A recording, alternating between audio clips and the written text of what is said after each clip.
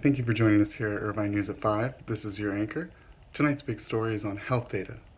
Where does the data gathered by these fitness devices such as Apple Watch and Fitbit going? Who has access to them, and should you be concerned with it? So for that, we have Jessica Chen in the field interviewing people with these devices to find out a little bit more. Hi, my name is Jessica, and today we're at University of California, Irvine, at the beautiful Aldrich Park. And today we will be interviewing some of the people walking around to ask them if they are users of iPhone watches and Fitbit. So now we are going to go find someone. Excuse me, sir. Can we have an interview about the iPhone watches and the Fitbit? Midterm in 2 minutes. Okay, guess we have to find someone else. Alright, so we haven't found anyone yet, but we will keep looking. Let's go!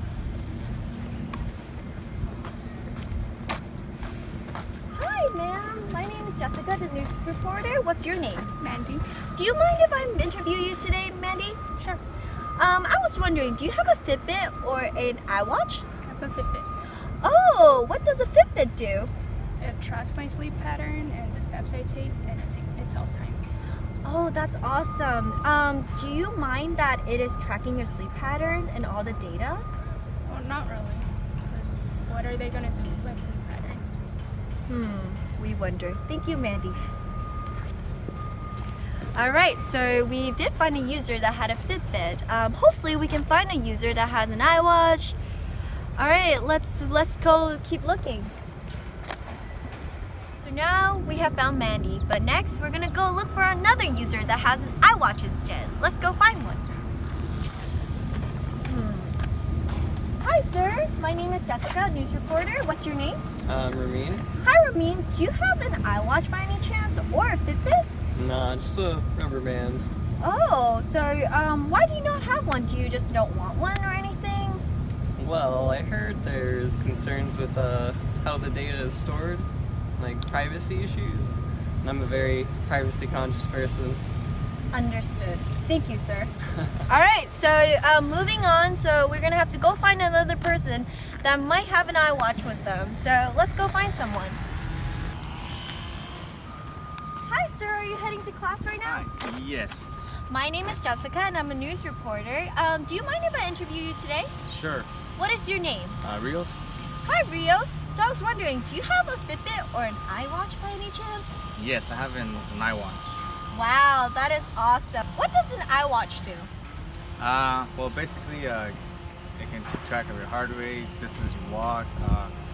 You can receive and I guess takes back an alarm and other things, minor things. It's like a mini phone. Do you mind that the data from this iWatch may be tracked? And your data is tracked and that someone might be using your data? To be honest, I haven't really thought about that, but now that's a major concern because I don't really know who gets the data or to whom are they going to send the data. Most definitely. Thank you, Rios. Thank you so much. All right, so reporting. Thank you for watching this news. Thank you for that, Jessica. We actually have an interview in the field with an expert that could give us some more information on that. Take it away, Tony. Hi, my name is Tony Ogira, and I'm here with a professor from UCI. He's just finished his dissertation on health data. So, I've heard a little bit about the quantified self. Doctor, can you tell us a little bit about that? Yeah, totally. So it's the trend of people tracking quantifiable data about themselves. This data takes on many forms. Most prominently, health data is a huge one. Like things such as steps, heart rate, sleep cycles are among the data that's tracked by the average individual. This data, when put together, could be very, very powerful and be used for a variety of things, such as predicting trends or even just advertisements. Fitbit and Apple are pretty big companies involved in this. They have many popular devices like the Apple Watch and the Fitbit that people use for tracking it. Both of these are accompanied by a mobile application that must be used in order to store the actual data, though. You mentioned Apple and Fitbit being big players, but what about other health and fitness applications out there? Who exactly funds these? Well, so the main funders of these other applications are going to be the pharmaceutical companies, the fashion companies, and the technology companies. Now, these are companies that definitely don't have a stake in public health, and so that means that all of these applications devices are going to be more geared for commercial use and to make money. And so with that being said, the FDA would be a huge player, could be a huge player in these applications if they were to try and regulate it, but as of right now they do not. So the data that is being tracked may or may not be as accurate as they say they are, so it might not be counting your steps really accurately. In order to try and move towards a more public health oriented motivation for these devices, I think the FDA would need to get a lot more involved in it. Why would people want to wear these devices? Well, the typical individual is going to want to wear it just to track their health data in general. These devices could track, steps, sleep cycles, and their heart rate in general, so they could use it to measure their workout, improve their sleep by looking at their cycles, or just motivate themselves to get in shape. Obviously, every individual is going to be different, and their motivations for using it are going to be different as well, but those are just generally the typical reasons that they do it. On top of that, insurance companies, some of them at least, offer lower premiums to individuals that meet certain goals or health and fitness goals within these devices. So that would be something that benefits both the individual by paying a lower premium, and also insurance companies by insuring healthier people, so that saves them money as well. Other than health data gathered by these devices, what other kinds of health data are out there? Well, there are electronic medical records that are archived by physicians, actually. Health data like this is generally used for research in public health. This poses privacy concerns when distributed among researchers, though. The individual may be concerned with having their records released because it could reveal sensitive data about a disease they have that could impact their personal or occupational career. So that's kind of a concern with them.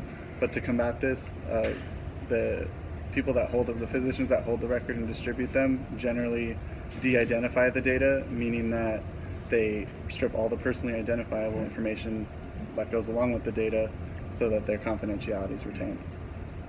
Are there any issues with privacy in regards to the fitness data gathered by these devices? Definitely there's issues with privacy. Some people don't want their data shared with others, whether it's companies or other individuals. They just want to keep their information private. Is there any way to help protect these individuals' privacies? There are ways. I think the best way would be to be companies being upfront with the users of their devices.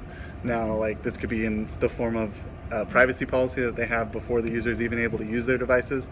So that way all of the issues are going to be outlined in that privacy policy, and if the user agrees to it, then they're able to use the device, and then the company can use their data however they outlined in their policy. Okay.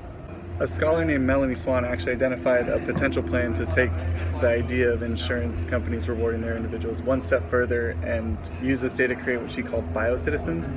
Now these are health conscious people that would be more self-reliant with regards to their overall health. This could cause really a whole shift in a population-based healthcare system into a more individual-based healthcare system, which would be obviously a 180-degree turn from the system that we have in place today. Okay. All right. Thank you, Professor, for this interview. It's been really interesting. Yeah, it's been a pleasure. All right, thank you. Back to you. Thanks for that, Tony. More very interesting stuff. Well, that actually concludes today's News at 5. Tune in next time to find out more about other things going on in the world. Thank you so much.